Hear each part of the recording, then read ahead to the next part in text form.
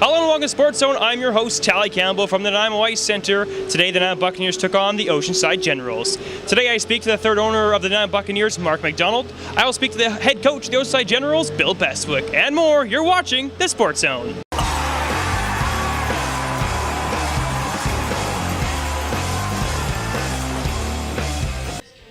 I'm now joined with Mark MacDonald, third owner of the Nanaimo Buccaneers, minority owner. Before we get into that discussion, he's also the managing editor of the Nanaimo Daily News. You own your own company on Vancouver Island as well. But you also moved to Nanaimo for hockey. Explain that. Yep, I came to Nanaimo in 1978 to play for the Clippers.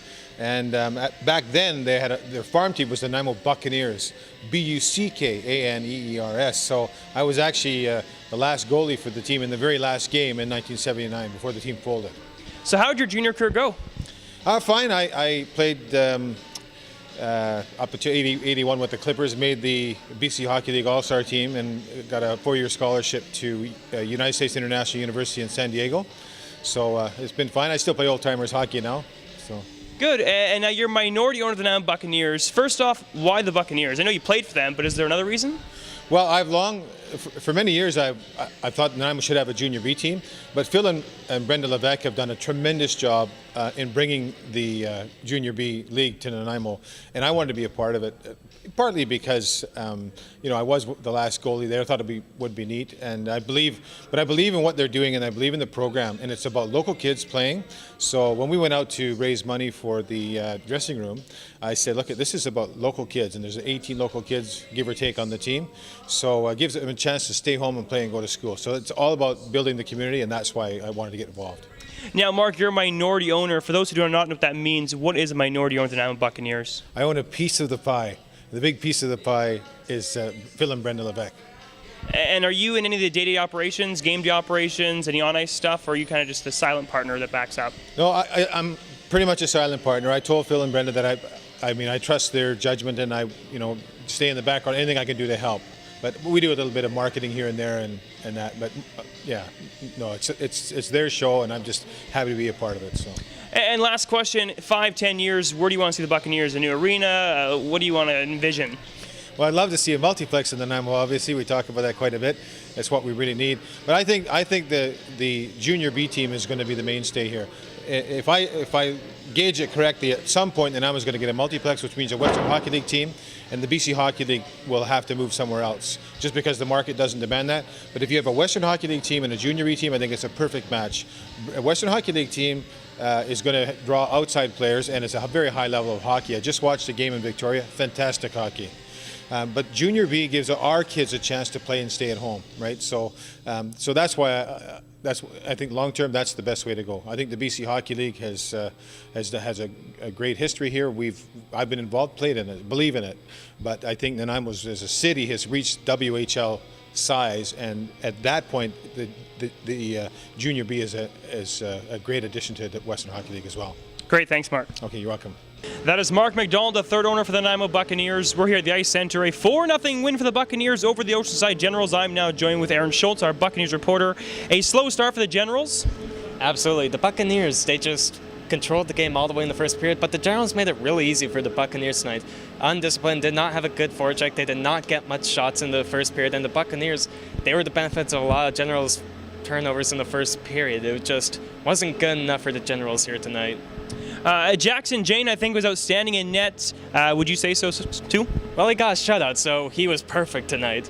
No puck went in, and during the third period, it was still 2-0. Oceanside starting to build some momentum. They're getting heavy forecheck. They're finally starting to get shots on, and Jane made a lot of big saves to keep Oceanside in it. Now, I would almost say, that the Generals didn't get much luck tonight either, though.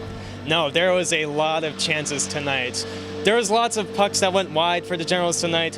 One, they even got a crossbar over here. We were watching it, so it was a lot of luck for the Buccaneers tonight too, but at the same time, they played well defensively, and they managed to get the shout tonight. They've had only 5 wins now in their last 21 games, so every 2 points matters. Great, thank you. Now I have a chance to talk with Bill Bestwick, the head coach of the Oceanside Generals, following tonight's game. I'm now joined with the head coach of the Oceanside Generals in a 4-0 loss, Bill. A slow start, was that a factor of the loss? Absolutely. It's playing from behind isn't the easiest thing for our team. We don't generate a lot of offense, so to come from behind is hard. Second shift, we're down 1-0. and then not too long after, it was 2-0. But after that, I thought that we really battled hard and competed and made a game of it. You've now AP'd Matthew Jalabert, North Island Stewart, as forward twice now. How have you liked his play? He works hard. He competes. He keeps the game simple. He didn't make a lot of mistakes out there again tonight. He was responsible in our own zone, advanced the puck up the ice. Certainly did everything that he could have possibly done tonight to make a contribution. He made a real nice contribution tonight. And now, Billy, you're only 9 points out of playoff spots. What's the feeling, the attitude in the dressing room? Well, I wish we had about 20 more games to play to make up those 9 points. I think the kids are pretty positive. They're pretty upbeat. For us to play this team tonight that's got 47 points and we've got 14 or whatever we have, and haven't beat them all year. But I thought that for the second and third period, we matched them shot for shot. Actually, we outshot them. We only gave up 9 shots thereabouts in the second and third period, and anytime you can do that, you give yourself a chance to win. We just need to capitalize on our chances. Great, thanks. The head coach of the Oceanside Generals, Bill Bestwick. It's time to take a look at some news in Nanaimo for the sports world. The Nanaimo Senior Timbermen are pleased to announce the addition of Tyson Lays to their coaching staff for 2014. Tyson is a member of the Canadian Lacrosse Hall of Fame as a player with 2 Minto Cups, 3 Man Cups, and 1 NL Championships. Also some good news right now, former Nanaimo Clipper David Levenew has been signed a contract for the New York Rangers. Levenew signed an AHL contract with the Rangers American Hockey League affiliate, the Hartford Wolfpack, last week after playing 8 games with the ECHL's South Carolina Stingrays.